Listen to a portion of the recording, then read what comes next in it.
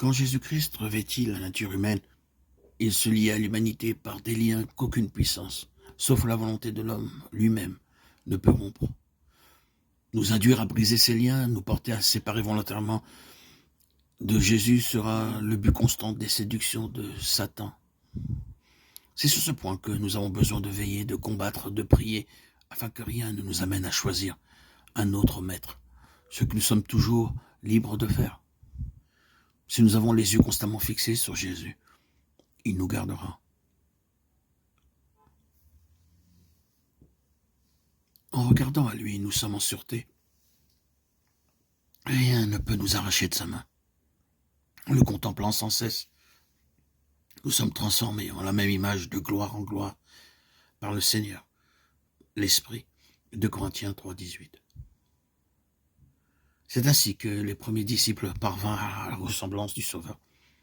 Quand ils entendirent ces paroles, ils sentirent qu'ils avaient besoin de lui. Ils le cherchèrent, le trouvèrent et le suivirent. Ils vécurent avec lui à la maison, à table, dans les champs, comme des élèves avec leur maître recevant chaque jour les vérités qui tombaient de ses lèvres. Comme des serviteurs, ils attendaient ses ordres.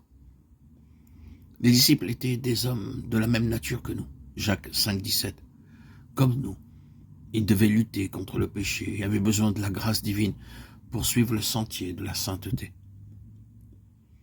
Jean lui-même, le disciple bien-aimé en qui l'image du Sauveur se trouve le plus parfaitement reproduite, ne possédait pas naturellement de dispositions particulières.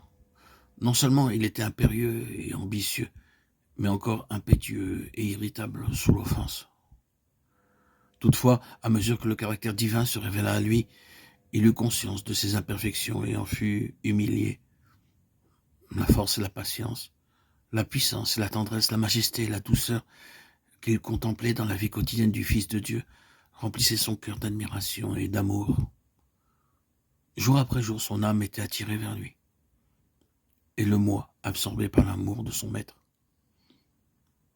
Son caractère susceptible et ambitieux céda à la puissance de Jésus. Son cœur fut changé par l'influence régénératrice du Saint-Esprit. L'amour du Sauveur transforma son caractère. C'est là le résultat certain de l'union avec Jésus. Il renouvelle tout l'être de celui dans le cœur duquel il habite. Son esprit, son amour touchent le cœur, subjugue l'âme et élève les pensées et les désirs vers le Dieu du ciel.